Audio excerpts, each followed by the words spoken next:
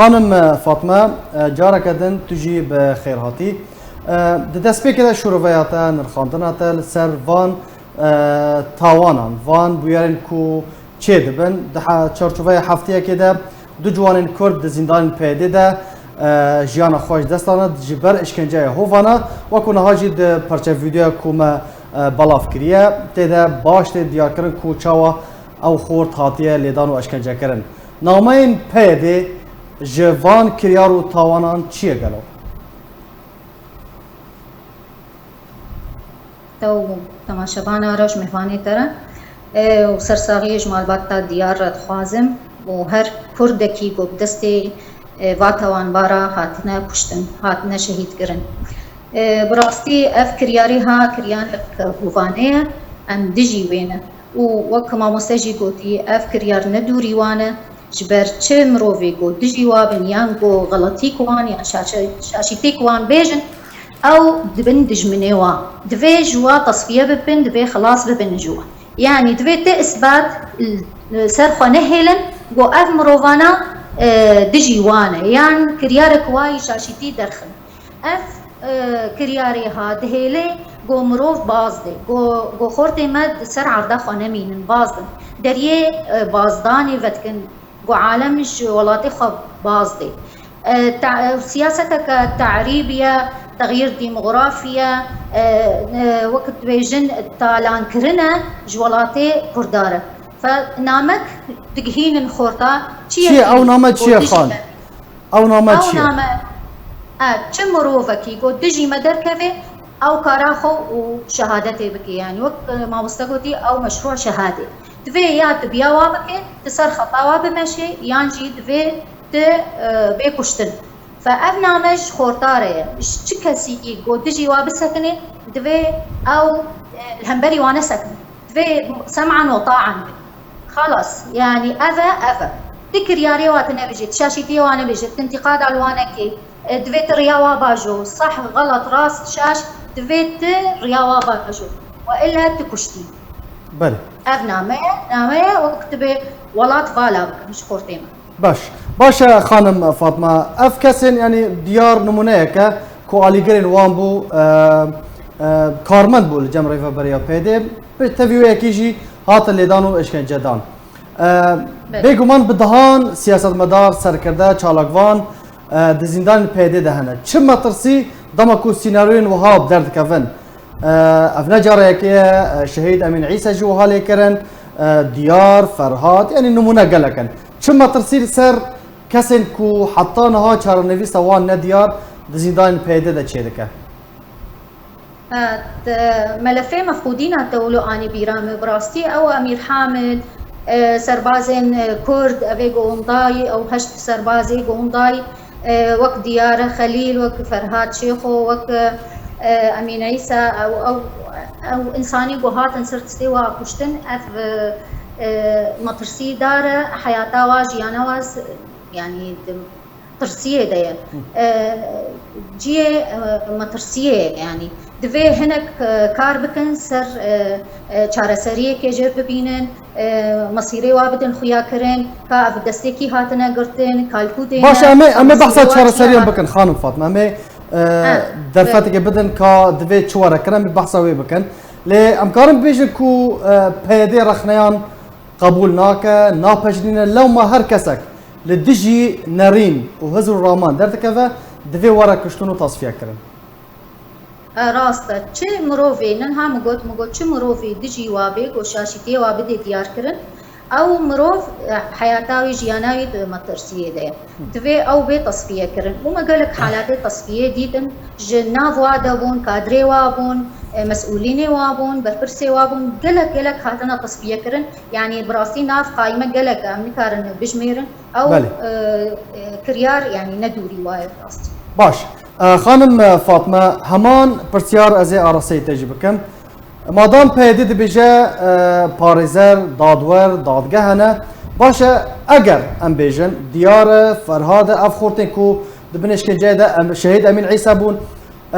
اگر بیشن کارک کرنه کریارک تاوانک تشت کرنه چما ناین دادگاه کرن چما به شیوین هووانه تینا کشتن و لیدان ما الجم فككي محكمة وقانون ياسات النية أو أحكامي عرفي إصدار دكن يعني كان ها أختي أمورن بحسا قامش لو بكن لوربون ومدديت يعني تشبريار ناي استاندنج محكمتنا يعني سروكي محكمة قاضي القضاة كينا حمو إيه بشهادنا إيه قلت على قطاوة بعدالته ومحكمة وقانوني تنية فكي وقت حكم بكي وكي محكمة بكي ودورة محكمة ووقت تفازي أو نافازن أو تفازن خلاص كنجبي مروفي وخلاص بزوترين وقت وخلاص كنجبي مروفي محكمة تنية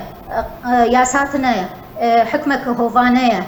تخوازن ملتي كرد تنابكن أو دستكي ريجيمن أو هرتشت جو تبي بالا إنسان أو بصادقن يعني تخوازن ملتي كرد تنابكن وجهان ياخوا وملتي كرد تنكرن وبراستيجي مخابن روج آفا وقود بيجن روج آفا كردستان أو فالابو جبر كرياريوا سير بخورتي ما بازن نجبر ريجيمي بازن جبر وا بازن ومخابن افتشت باشا جبو ريجري كرن تا دسبيك اخفتنا خودت تقوت دمكو اف بارچه فيديو دمكو اف وينا بلاف دبن مدرسيك جدي لسر سرکرده خباتکار کسی کو حطانها د زندان پیدا ده چارنوی سوان ندیاره مدرسیه که جدی چه دکه جبو ریگیری کرن و دیار کرن و اشکره کرنا چارنوی سا گرتیان دوی چواره کرن براستی ما مستعم نکارن ریگریه بکن یعنی نه انجمن کردی کاری ریگریه بکن اف بريار دوی ضغطك الوابي ضغطك دولي ضغطك امريكي ضغطك ناف دولتي دوی الوابي كرن كس نكاري كرياري باب سكنين نا انجمنا كردي نا غير انجمنا كردي اف كرياري ها كريارة كوباننا دكن ودمشن كس الكسينا برسي ونا كس كاري كرياري واب سكنين الجم حدي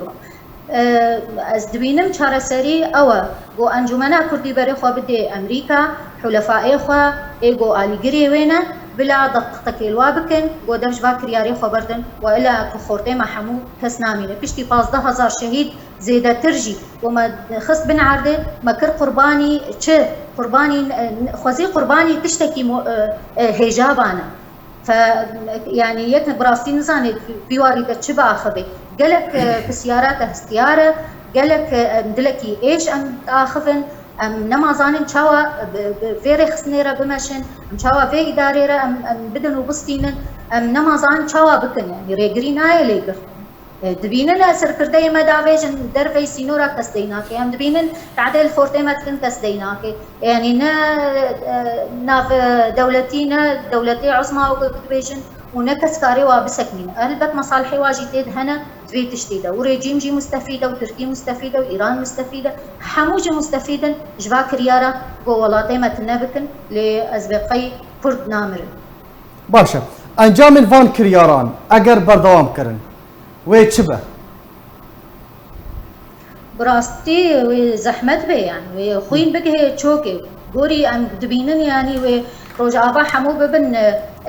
مقابر وبن حمو غورستان يعني دبي خلق خباز دي وطالاني دبي يعني تل جنفو هيا بفروشي وباز دي هري وام دبينن تشاوا الفادريا والسينورا تين كشتن وتين فتصاندن دآوادا ودغابات هذا تين كشتن يانجي دبي تشي دبي مواجهة مرني بكن تو دبيني كو چه پارتی بن چه دزگاه بن سازی بن ریخستن بن به ارکی خواراد بن درباره بلگه کرنا وان بیارو و توانانده و رادست کرناش بو ریخستن مافی مروفی ین جیهانی خوزی بین توثیق کرن بس مخابن يعني حتى ها صدي جرائماتين كرن وكس حقيقة سي نصطان دي يعني نا ريخصنين مروفاي نا بارتي نا انجمان نا دولات كس نكاري فاكر يا راب سكنين افلستك مصدر جهر تشتكي جهر كيانكي سياسي كردي مصدر في افلستك مظنه يعني كس نكاري البرب سكنين